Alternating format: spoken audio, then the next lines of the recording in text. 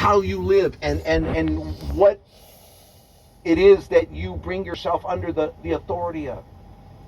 Now it's interesting, Jesus,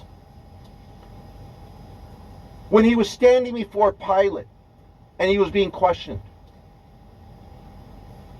and Pilate was the one who was going to give the order for him to be killed, to be crucified. And Pilate asked Jesus a question. He said, hey, Jesus, he says, are you a king? It was just a simple question. Are you a king? Oh, the king of the Jews. And Jesus could have, saying, well, I'm not a king. And he could have got out of this trial that he found himself in. Oh, yeah. But Jesus, when asked that, he said in John 18, verse 36, he says, my kingdom is not of this world. If my kingdom were of this world, my servants would fight so that I should not be delivered to the Jews. But now my kingdom is not from here.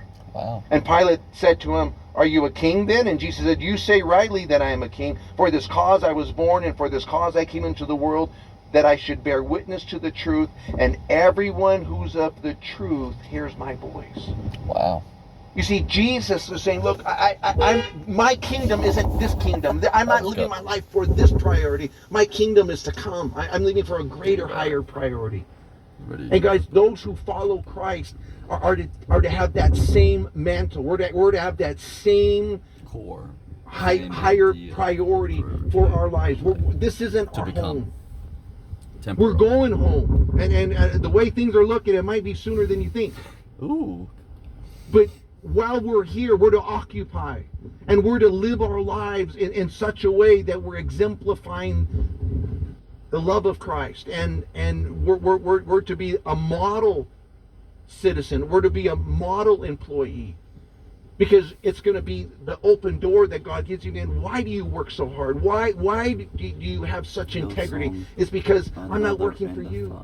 I'm working for Him.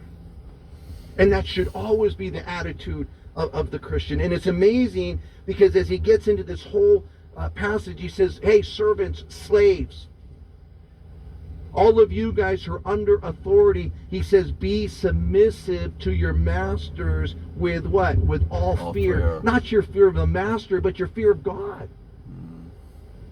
Not your fear of your boss, your fear of God, because I'm not working for my boss, I'm working for God.